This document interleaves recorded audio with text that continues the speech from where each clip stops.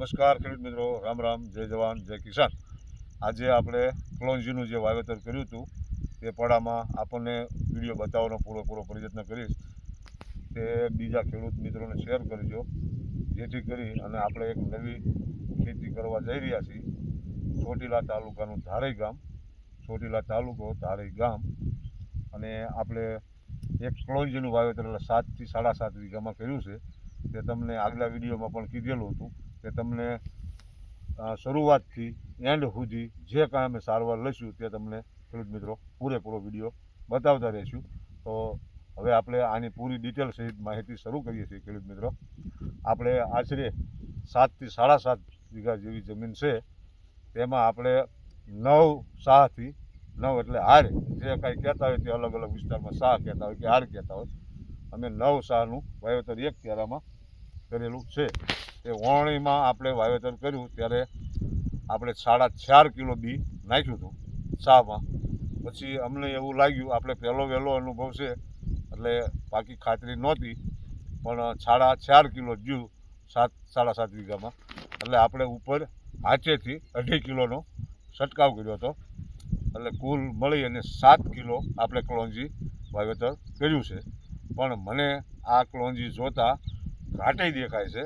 એટલે મારું એવું માનવું છે મિત્રો કે વીઘે 700 ગ્રામનું માપ રાખો તો પણ ચાલે. જો છા કરો તો 9 છામાં 700 ગ્રામ હોય તો પણ વીઘે આમ વ્યવસ્થિત થઈ રહે. કારણ કે આ મને ક્લોંજીનું વાવેતર ઘાટું દેખાય છે. 1 કિલો નેટ જેવું ગયું છે, 900 થી 1 કિલો, પણ વાવેતર ઘાટું લાગે છે. પછી આગળ જોઈએ, આપણે વહેલો અનુભવ છે એટલે તમને જે કાંઈ અમે સારવાર લેશું અને બીજા ખેડૂત પાસેથી કોઈ ક્લોંજી વાવતા હશે ઝાઝા વર્ષોથી, એની પાસેથી માહિતી વિગતવાર લઈ અને આપણે સારવાર આપશું. અત્યારે આમાં આપણે કોરું જ્યારે પિયત નહોતું આપ્યું કોરવાણ, ત્યારે આપણે ગોલ અને બાસાલીન બંને ઉપર છાંટી હતી ખડ માટે. ત્યારબાદ આપણે એક પિયત 8 તારીખે આપ્યું છે, 8/11/2025.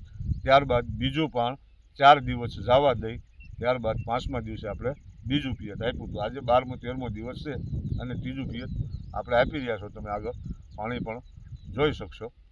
પછી મારું એક ખાસ મિત્રો કે જો કોઈ ખેડૂત મિત્રોને ખડ વધારે ઉગતું હોય તો ક્લોંજી ઉગે નહીં એની પહેલાં, એટલે તમે સર્વનાશ જે દવા આવે છે બધા ખડ માટેની, તે ક્લોંજી ઉગ્યા પહેલાં ઉપર છાંટી દેવું, જેથી કરી તમારે કોઈ સિંગનું વાવેતર હોય તો સિંગમાં બહુ રિઝલ્ટ નથી, પણ બીજું ખડ સંપૂર્ણ નાશ થઈ જાય છે.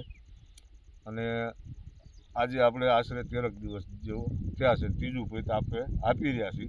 પણ મારી ભલામણ એવી છે મિત્રો કે 700 ગ્રામ જેવું વીઘે આપો તો પણ માપે વાવેતર ઉગાણ થઈ જાય, એવું મારું માનવું છે. પછી આગળ આપણે જોઈએ કે આ કેટલું ઘાટું થાય છે ને કેવો છોડ ફૂટ મેકે છે, તે આપણે અનુભવ કરશું, જે તમને વિડીયો મારફત માહિતી આપતા રહીશું ખેડૂત મિત્રો.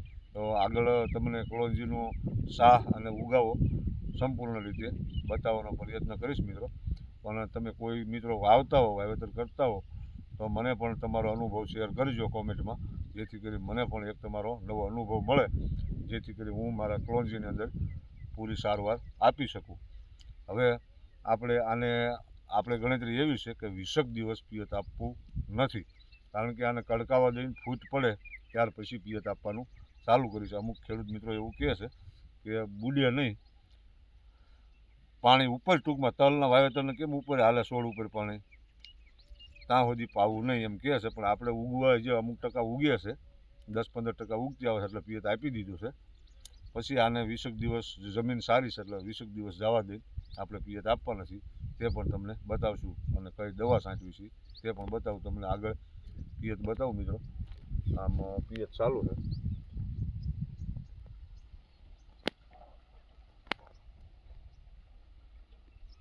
સંપૂર્ણ આપણે ક્લોંજીનું વાવેતર બતાવી દઈએ 7.5 વીઘાનું.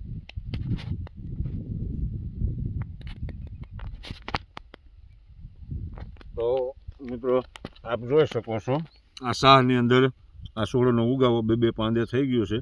આપણે ધાણીનું વાવેતર જે ઉગાવો થાય મેથીનો, તે જ રીતનો ઉગાવો પાન લાગે છે આપણને.